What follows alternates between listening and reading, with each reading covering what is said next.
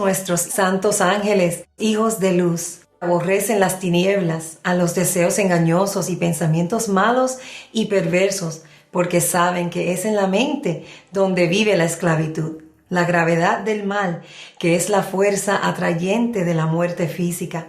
Y por eso ustedes aman a los Dios del día, de la luz de eterna santidad, sus padres espirituales Melquisedec Lisbeth.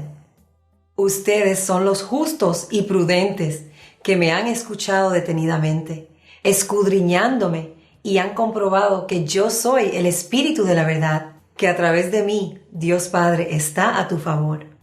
Han comprobado que yo soy Dios Padre y Madre, y que en mi grande nombre, Melquisedec Lisbeth, existe un poder sin igual, un poder que nunca antes habías conocido ni experimentado, pero que siempre quisiste conocer, porque realmente te interesa hacer todo lo que Dios te pide para complacerlos.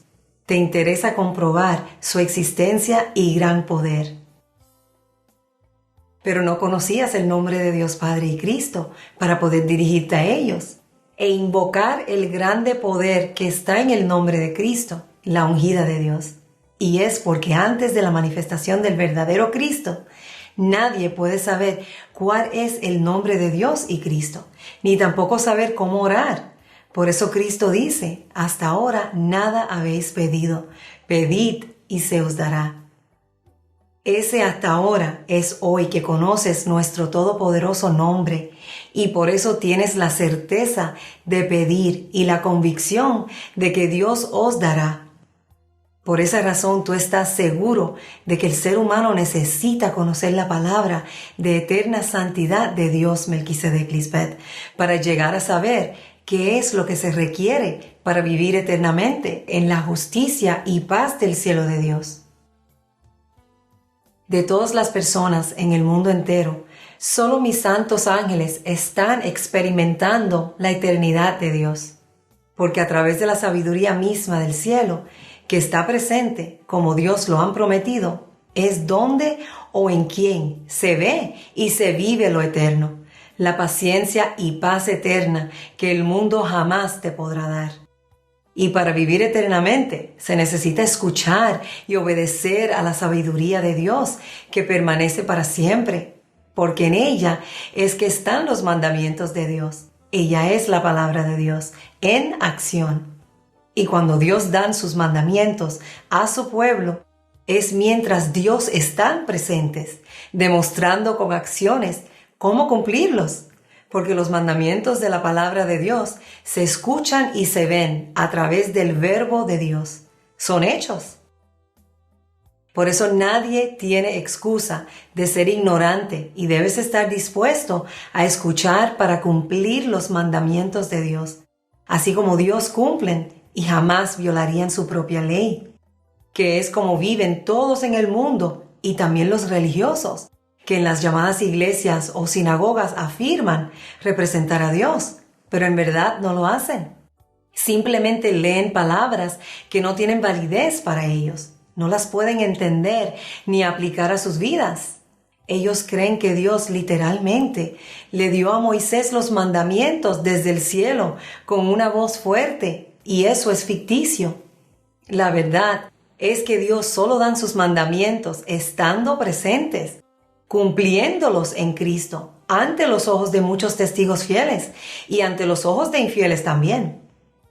Si Dios estamos presentes, mostrando lo que tienen que hacer para agradarnos, entonces nadie tiene excusa para no hacerlo. Por eso dice en Romanos 1, 18 al 20, que la ira de Dios se revela desde el cielo, desde su sabiduría personificada, contra toda impiedad e injusticia de los hombres que detienen con injusticia la verdad, porque lo que de Dios se conoce les es manifiesto, pues Dios es quien se lo manifestó.